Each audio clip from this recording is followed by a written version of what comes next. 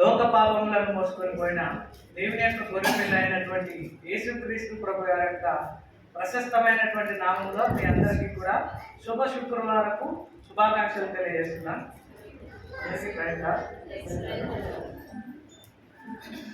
Okay, మనం ఇక్కడ కూర్చుని మనం అందరం కూడా ఒక ధ్యేయంతో కూర్చొని ఉన్నాం.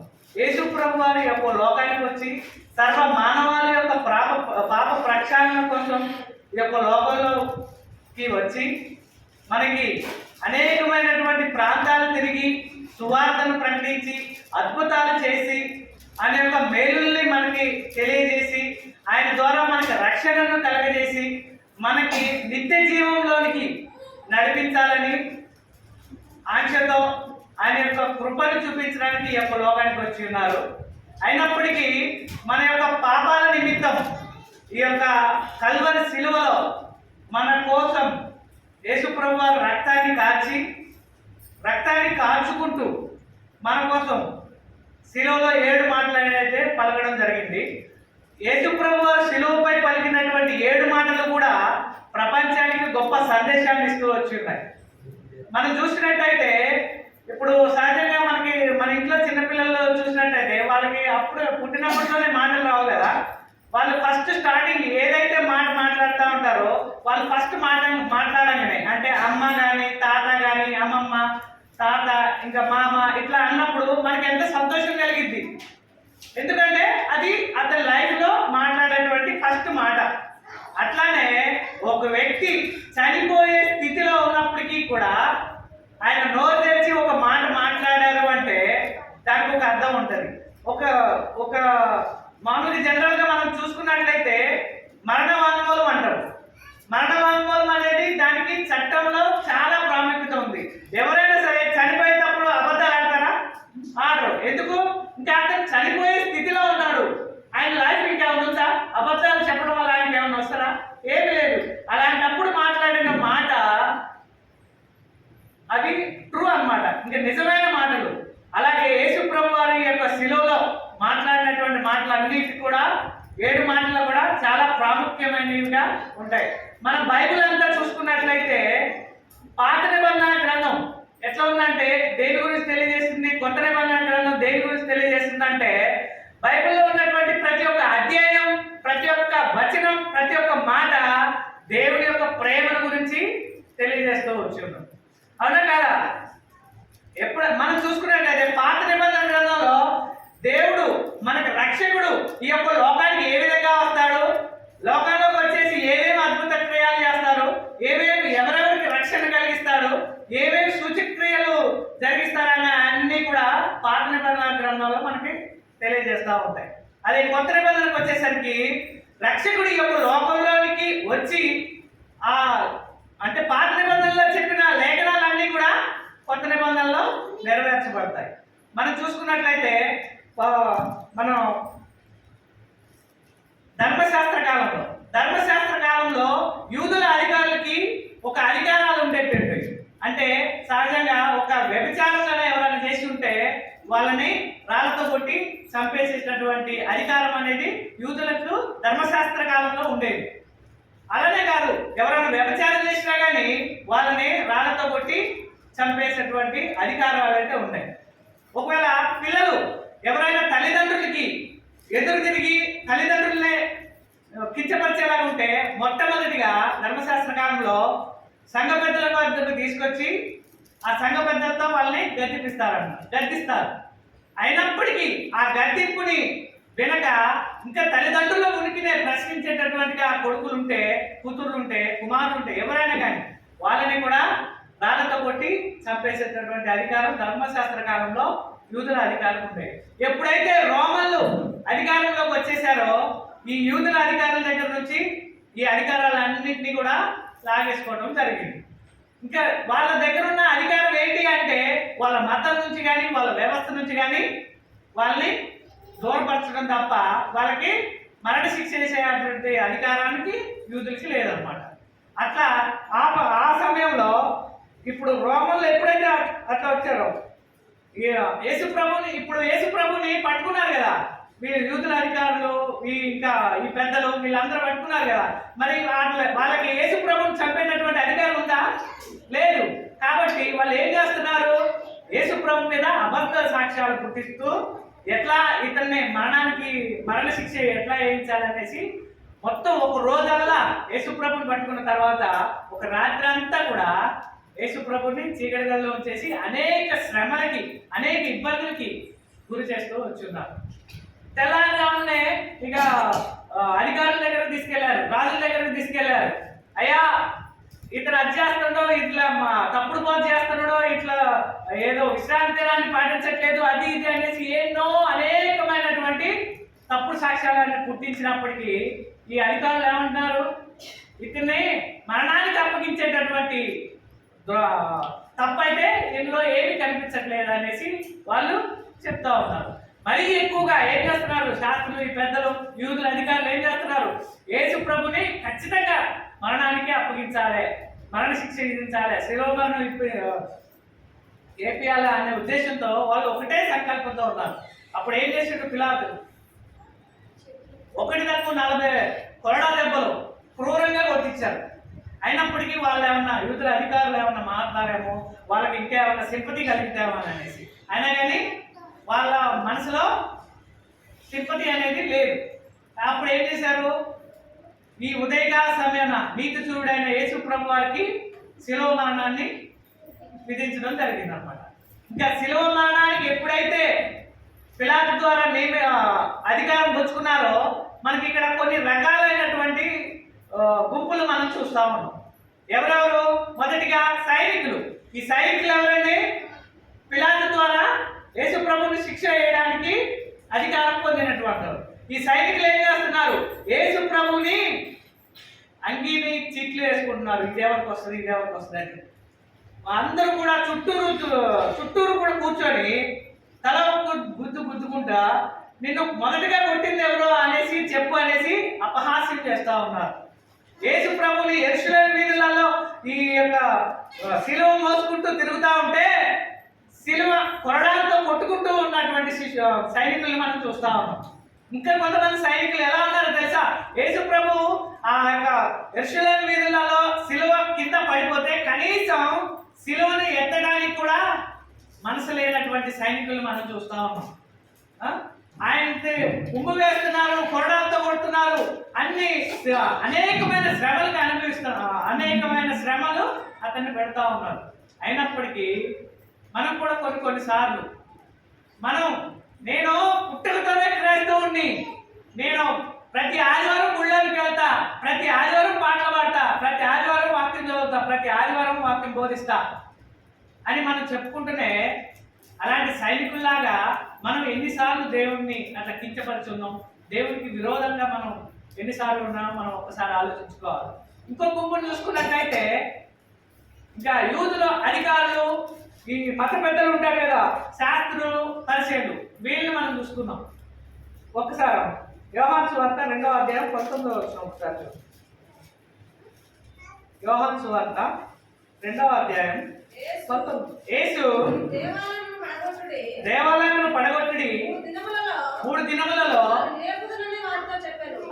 ఏంటంటమ్మా 3 దినములలో లేపుతాను. ఈ సిచ్యువేషన్ అంతా ఎక్కడ తెలుసా? మనం అసలు అంటే నువ్వు ఏం చేస్తావయ్యా?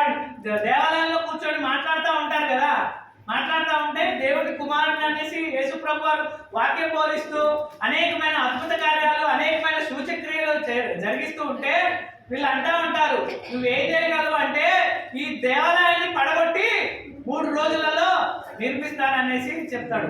అది ఎన్ని సంవత్సరాలు కట్టారంటే వాళ్ళు? ఇంకా కొద్ది కింద యూదులు 46 సంవత్సరాలు దేవాలయాన్ని కట్టారంట. అంటే 46 సంవత్సరాలు మేము కట్టిన దేవాలయాన్ని నువ్వు 3 రోజుల్లో కట్టి పెడతావా? అంత గొప్ప గొప్ప కార్యాలయం అవసరం లేదు, నువ్వు దేవుడి కుమారుడు అయితే శిలువ మీద నుంచి దిగిరా అని అపహాస్యం చేస్తా ఉన్నారన్నమాట. తెలీదా దేవుడు ఈ యొక్క లోకానికి ఎందుకు వచ్చాడు? మన యొక్క పాపాలన్నింటినీ కూడా కడిగివేయడానికి, అతని రక్తంలో కడిగివేయడానికి ఈ లోకానికి వచ్చాడు. ఆయనకి శిలువ మీద నుంచి దిగిరాటం పెద్ద లెక్కన? కాదుగా. దిగొస్తే ఏమొస్తుంది? ఆయన యొక్క ఆ శిలువలో కాచినటువంటి రక్తాన్ని బట్టే కదా మనకి విడుదల కలిగేది. కానీ మనం కొన్నిసార్లు ప్రార్థనలు చేస్తూ ఉంటాం. మనం ఏమడుగుతామో ఏం అడగాలో తెలియదు. దేవుణ్ణి వస్తాం, వచ్చి ఇష్టం వచ్చినట్టు ప్రార్థనలు చేసేస్తాం.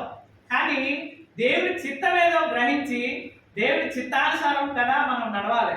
అలాంటి నడవడికనే మనం నేర్చుకోవాలి. ఇంకో కొంతమందిని చూస్తాం, ఇంకో గుంపుని చూద్దాం. వాళ్ళు ఎవరైనా అంటే యేసు ప్రభుతో 3.5 సంవత్సరాలు తిరిగి 3.5 సంవత్సరాలు ఆయన యొక్క బోధన విని ఆయన ద్వారా అద్భుత కార్యాలు చేయించుకొని మీరు మనుషులను బట్టే జాలరులుగా నేను చేస్తానని పిలువబడి అనేకమైనటువంటి అద్భుతాలు చేసి అయినప్పటికీ దూరంగా నిలబడి చూస్తున్నారు అనమాట శిష్యులు. యేసు ప్రభు శిష్యులలో ప్రప్రథముడు ఎవరన్నా? పేతురు. పేతురు ఏం చేస్తున్నాడు? మత్తయి సువార్త 26:34 వచ్చిన ఒకసారి చూద్దాం. అప్పుడు యేసు వారిని చూసి, ఈ రాత్రి మీరందరూ నా విషయమై అభ్యంతరపడరు. ఏలయనగా గొర్రెల కాపరిని కొట్టుదును, మందలోని గొర్రెలు చెదిరిపోవును అని వ్రాయబడి ఉన్నది కదా. నేను లేచిన తర్వాత మీకంటే ముందుగా గలిలయకు వెళ్ళదనను. అందుకు పేతురు, ఈ విషయమే అందరూ అభ్యంతరపడినను, నేను ఎప్పుడూ అభ్యంతరపడనని ఆయనకు చెప్పగా, యేసు అతన్ని చూసి, ఈ రాత్రి కోడి కూయక మునుపే నువ్వు నన్ను ఎరగమని ముమ్మారు చెప్పేదవని నిశ్చయంగా చెప్పుచున్నాను. చాలు. ఏమంటున్నా ఇక్కడ పేతురు? ఎవరు నీతో ఉన్నా లేకపోయినా నేను మాత్రం నిన్ను విడవను అనేసి చెప్తే యేసు ప్రభు వారు ఇక్కడ ఏం చెప్తున్నారు? కోడి కూర్చే టైం కల్లా నువ్వు 3 సార్లు నేనెవరో తెలియను అనేసి చెప్తావు. అక్కడ లేఖనం నెరవేరిందా లేదా? అంటే అక్కడ శిష్యులు కూడా ఆయనతో 3.5 సంవత్సరాలు తిరిగి అన్ని అద్భుతాలు చేసి ఆ శిష్యులు కూడా అద్భుతాలు చేసినటువంటి సిచ్యువేషన్లు ఉన్నాయా లేవా? ఉన్నాయి. శిష్యుల ద్వారా కూడా యేసు ప్రభు వారు అద్భుతాలు చేస్తూ వచ్చి ఉన్నారు. అలాంటి శిష్యులు కూడా దూరంగా నిలబడి చూస్తూ ఉన్నారు అన్నమాట. మనం చూసినట్లయితే ఇప్పుడు ఈ అన్ని గుంపులు చూసినా కానీ వీళ్ళందరినీ చూసి శిలువ వైపు నుంచి చూసి మొట్టమొదటిగా మాట్లాడిన మాట ఏంటమ్మా? లూకా సువార్త 23:34 వచ్చిన.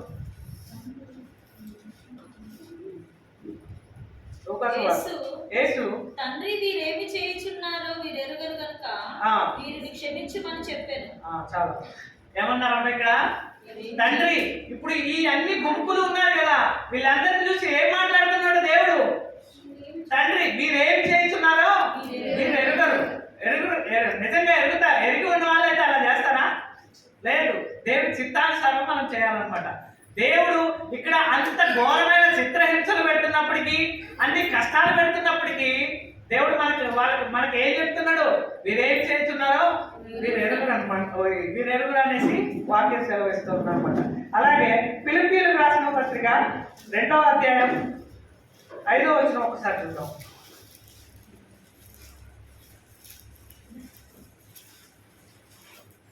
క్రీస్తు యేసునకు కలిగిన ఈ మనస్సు మీరును కలిగి ఉండుడి. ఆయన దేవుని స్వరూపము కలిగిన వాడై ఉండి దేవునితో సమానంగా ఉండుట విడిచిపెట్టకూడని భాగ్యమని ఎంచుకొనలేదు గాని మనుషుల పోలికగా పుట్టి దాసుని స్వరూపమును ధరించుకొని తను తానే రిక్తునిగా చేసుకొనెను. చాలా చూసారా? క్రీస్తు యేసునకు కలిగిన మనసు మనం కూడా కలిగి ఉండాలంట. ఎలాంటి మనసు? ఎదుటి వారిని క్షమించే గుణం అనేది మనం కలిగి ఉండాలి. ఆయన ఇక్కడ చూడండి, దేవుని స్వరూపం కలిగిన వాడై ఉండి దేవుడితో సమానంగా ఉండటానికి అర్హత ఉంది. అయినా కానీ ఆ అర్హతను అనేది విడిచిపెట్టి తను తాను రిక్తునిగా చేసుకొని ఉన్నారు. అంటే సపోజ్ మనమే ఆలోచించండి, మనకి ఏదైనా పెద్ద హోదా ఉన్నటువంటి ఒక వ్యక్తి కనబడి అతనితో మనం సమానంగా ఉండాలని ఆయన అనుకుంటే మనం కూడా అట్లనే ఉండేసి వదిలిపెట్టి వస్తామా? కానీ యేసు ప్రభువు వారి యొక్క లోకానికి వచ్చి మనందరి యొక్క పాపాల కోసం ఈ కల్వరి శిలువలో ఆయన రక్తాన్ని కార్చి నిన్ను నన్ను పవిత్రునిగా చేయడానికి ఈ యొక్క లోకానికి వచ్చిన్నాం. మరి ఇంకో మత్తయి సువార్త 6వ అధ్యాయం 14-15 వచ్చినారు. ఒక్కసారి చదువుతాం. ఆయన కీర్తి ప్రస్తుతం ఆయన కనుక మత్తయి సువార్త 6వ అధ్యాయం 14-15. మనుషుల అపరాధములు మీరు క్షమించిన ఎడల మీ పరలోకపు తండ్రి మీ అపరాధములను క్షమించును. మనం ఏం చేస్తారంటే దేవుడు మనుషులు అంటే మనం అందరం మనుషులే. మనుషులు చేసేటటువంటి అపరాధాలని మనం క్షమించాలంట. అలాంటి అంటే మన తోటి వారిని మనం క్షమిస్తేనే దేవుడు మన యొక్క పాపాలని క్షమిస్తాడు అనమాట. ఇంకొకడు హెబ్రీయులకు రాసిన పత్రిక 8వ అధ్యాయం 12వ వచనం ఒకసారి. హెబ్రీయులకు రాసిన పత్రిక మీరు వారి దోషముల విషయమై దయ కలిగి వారి పాపములను ఇకను ఎన్నడూ జ్ఞాపకం చేసుకొనని. చాలా మనం అనుకుంటా ఉంటాం, నేను నిన్ను క్షమించేసిన, నువ్వు ఇక నాకు భయపడాల్సిన పని లేదు, నీకేం ఇబ్బంది లేదు అని మనం పైకి చెప్తాం. కానీ లోపల ఎలా ఉంటుంది? అంతరంగం క్షీణించేస్తా ఉంటుంది. వాడిని నేను ఎప్పుడు దెబ్బ కొట్టాలి, వాడెంత, వాడేంటి, వాడు నన్ను అంటాడా, వాడు ఎవడైతే నాకేంటి, వాడు నన్ను అంటాడా అని మన అంతరంగంలో మనం అనుకుంటా ఉంటాం. కానీ అట్లా ఉండకూడదని దేవుడు ఇక్కడ చెప్తున్నాడు. అవునా కదా? వారి దోషముల విషయమై నేను ఎప్పుడు జ్ఞాపకం చేసుకోను. అలాంటి యేసుప్రభు వారే మన పాపాలని నేను నీ పాపాలని జ్ఞాపకం చేసుకోను అని మనల్ని క్షమించేస్తున్నప్పుడు మరి మనం ఎంత మాత్రం, నరమాత్రంలో మనం ఎంత నీటి బుడగ లాంటి వాళ్ళం కదా మనం. మరి మనమేంది? మనం ఉన్న ఈ రోజుల్లోనే కక్షలు పెంచుకొని అట్లా కుట్రాలు చేసుకుంటూ తగాదాలు పెట్టుకుంటూ ఒకరికొకరు మనసులో అనేకమైన ద్వేషాలు పడుకుంటూ ఇలాంటివి అన్నీ చేస్తూ ఉంటే మరి మనమేంటి? దేవుడికి మాదిరిగా ఉన్నట్టా లేనట్టా? మా ఒక్క మాట యోహాను సువార్త 15వ అధ్యాయం 5వ వచనం. యోహాను సువార్త ద్రాక్షావల్లిని నేను, తీగలు మీరు. ఎవడు నా యందు నిలిచి ఉండునో నేను వాని యందు నిలిచి ఉందును. వాడు బహుగా ఫలించును. నాకు వేరుగా ఉండి మీరేమీ చేయలేరు. ఎవడైనా నా యందు నిలిచి ఉండని ఎడల వాడు తీగ వలె బయట పారవేయబడి ఎండిపోవును. చాలు. నేను నిజమైన ద్రాక్షావల్లిని, నా తండ్రి వ్యవసాయకుడు, నాలో ఫలింపని ప్రతి తీగను ఆయన తీసి పారవేయనంట. ద్రాక్షావల్లిని నేను, తీగలు మనం. ఎవరమ్మా తీగలు? మనం. ఎవడైనా నా యందు నిలిచి ఉండునో, నేను ఎవరి యందు నిలిచి ఉండునో వాడు బహుగా ఫలించునంట. దేవుడు మన ఎడలో నిలిచి ఉండాలంటే మనం ఏం చేయాలి? ఫలించే చెట్టుగా ఉండాలి, క్షమించే గుణం కలిగి ఉండాలి. దేవుడి యొక్క ఈ రోజున శుభ శుక్రవారం రోజున మొట్టమొదటిగా శిలోలో పలికినటువంటి మాట ఏంటమ్మా? క్షమాపణ. అలాంటి క్షమాపణ గుణాన్ని మనం అలవరుచుకుంటేనే దేవుడు మన యొక్క జీవితంలో ఉండి మన యొక్క జీవితం ఫలిస్తుంది అనమాట. కాబట్టి ఈరోజు మనం నేర్చుకోవాల్సినటువంటి అంశం ఏంటి? మొదటిగా క్షమాపణ గుణం లేనిది దేవునికి ఎవ్వరు కూడా అంటగట్టబడి ఉండరు. కాబట్టి మనం దేవునికి అంటగట్టబడి ఉండాలా, లేకపోతే దేవుడి నుంచి దూరంగా తీసివేయబడి ఉండాలా అనేది మనలో మనం ఒక్కసారి ఆలోచించుకోవాలని నాకు ఈ అవకాశం ఇచ్చిన మీ అందరికి కూడా ధన్యవాదాలు తెలియజేస్తున్నాను. మంచిది. కళ్ళు మూసుకుందాం, ప్రార్థన చేద్దాం.